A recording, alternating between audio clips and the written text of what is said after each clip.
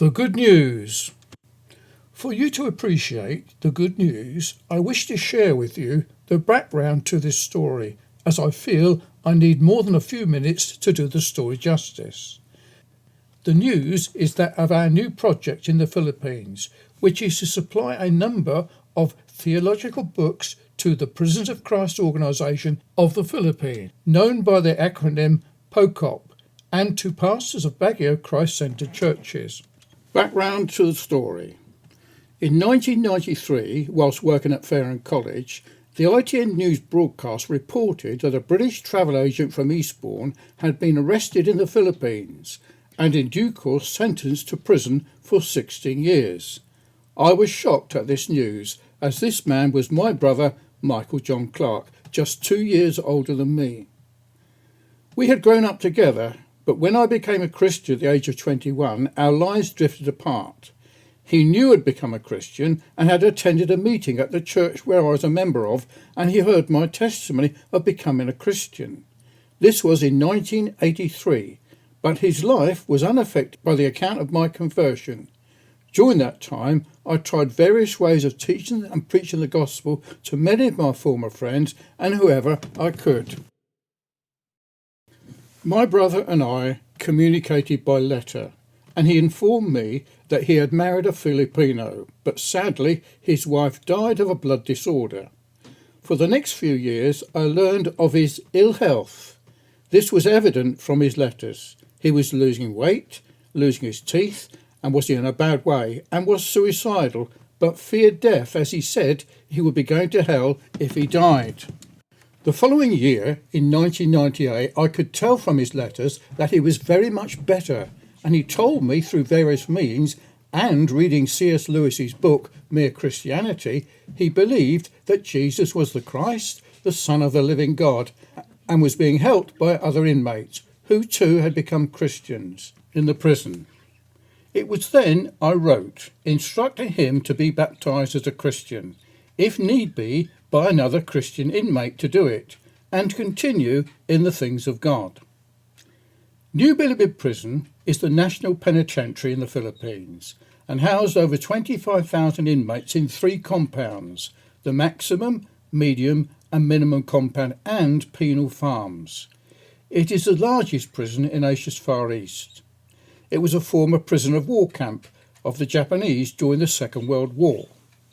The maximum compound housed 13,500 inmates in an area of 12 hectares and was where my brother was. Within the maximum compound is death row, where 1,200 inmates were scheduled to be executed by lethal injection. It was on the news of my brother's baptism that my Christian friend Gordon Smith and I decided to go on a mission of help to the Philippines to help my brother and celebrate the fact of him becoming a Christian. There were things that we could do in the Philippines to secure his early release. We called our mission Trojan Horse. Michael worked with several other prison inmates who too had become Christians and had learned the gospel truths within New Bilibid Prison Theological Institute, MBPTI, where Lucas P. Dangan was the head pastor, who too was a former inmate, and William Pollock and Andy Dolan, all of who were convicted criminals with long prison sentences, but upon becoming Christians, studied hard and obtained theological degrees and were leaders and teachers of theology in the prison, along with a Korean Presbyterian missionary, Joseph Kim. When they heard of our intended visit, it was arranged for us to speak and preach to various Christian groups within the prison, not only in New Bilibid Prison, but other prisons such as Angeles City and Barreto District Jails, at which time we were accompanied by Monica Kokorani, a Baptist pastor who worked as a pastor within New Bilibid Prison and gave us much help. On our first visit, I went with Gordon Smith in October 2001. We were overwhelmed by the Christian groups and work within the prison. We preached to hundreds of prison inmates, including those on death row, over a period of 5 weeks, and I invited 100 men who had become Christians to put their testimonies in writing, and during the next year 66 testimonies were submitted in writing. 22 of which were inmates on death row. During the next year, Lucas Dangatton, the senior pastor of the Theological Institute, posted and emailed these testimonies back and forth to us in the UK. We then compiled them and published them in our book, Trojan Warriors, and returned to the Philippines in October 2002 to distribute the books to each inmate that had written their testimony. We were persuaded that each inmate, with a copy of the book, could use this on their release from prison as a means of teaching the gospel to their families and friends, pointing out that they had 66 other witnesses as to the fact of their message of salvation by the Lord Jesus Christ. It was as though we, as fishermen, had worked all night in England and caught nothing, but now the gospel net was being cast the other side of the world. We were astonished at the draught of fishes that were taken. William Pollock was the first of these inmates, our first Trojan warrior, to be released from prison in August 2002 and return to his own city with a commission to preach and teach the gospel to his own family, friends and people in Baguio City. He had been in prison for 14 years and worked very hard in spite of him having only one leg. He did this, and after obtaining the permissions from the authorities to preach in the jails, he worked regularly instructing inmates with the truths of the gospel. In December of the year 2002, I visited these jails with William Pollock and baptised over 20 inmates in Baguio City and Benguet district jails who had confessed their faith in the Lord Jesus Christ through the preaching and teaching of William Pollock. William's story is told in his book, called From Darkness into His Marvellous Light, a book we recently published and is now given freely to prison inmates and is circulating in 4 city and district jails. This tells of his testimony from crime to Christ and how he formed the first church in the city of Baguio and of their jail ministries, including the establishment of a theological institute teaching the Reformed faith in Baguio, and of his studying for a higher degree. This is an institute to give tuition to trained ministers who cannot afford expensive tuition fees, and to the formation of several churches in the northern Philippines during this past 20 years and since. We have worked together during this time, giving support where I could and supplied printed materials with some financial help. William and Lucas have continued their work of preaching and teaching the gospel, working in New Bedford Prison and other prisons, and many of those inmates who were once in prison have been released and are dispersed throughout the Philippines, and some have gone overseas. They are in the Free Society and able to testify of this gospel work.